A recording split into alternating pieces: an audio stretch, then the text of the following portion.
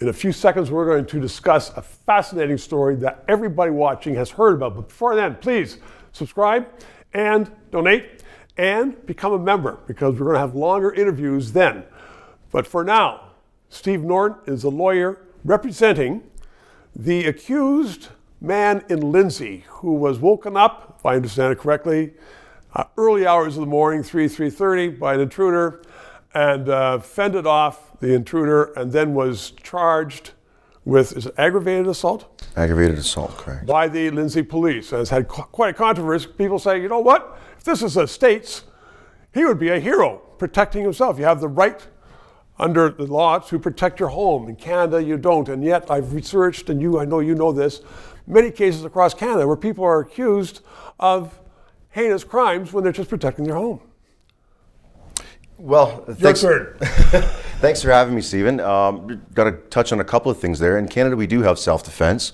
It's enshrined in sections 34 of the Criminal Code, and also defense of property in 35 of the Criminal Code.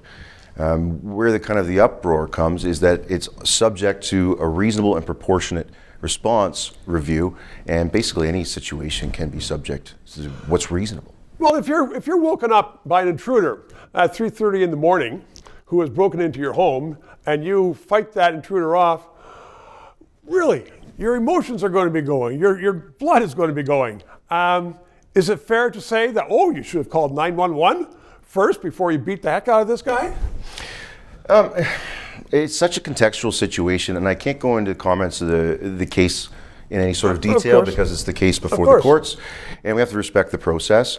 But I think that's what's really striking the chord with all the people is what's allowable, and do people have to go through a checklist of what's reasonable in a situation? Why you might be getting beaten up. And I've read some cases where somebody was, they shot the intruder and the police charged them, and then later on the Crown said, well, there's no reasonable prospect of a guilty verdict in this. Because people say, well, you know what? There's someone there, you wake up and they're pointing a knife at you or a gun at you and you fight them off. God bless you.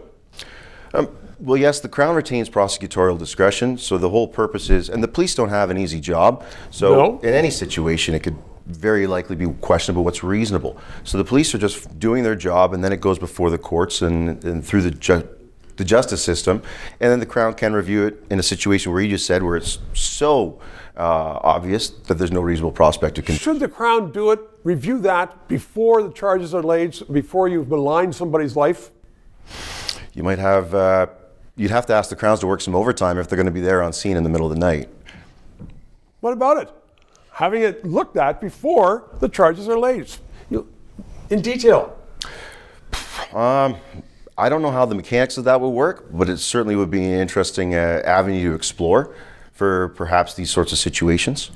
Okay, well, we're going to leave it at that because we're up to 3 minutes. But from my point of view, and I'm sure from other viewers, good luck with it.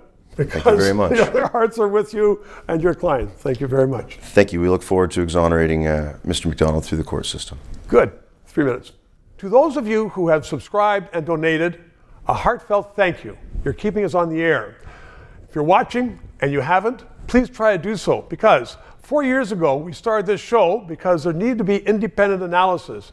Now more than ever, with the Online Harms Act, once that gets into law, it's been passed once by the House, there are going to be hundreds of bureaucrats censoring the news in Canada, censoring this show.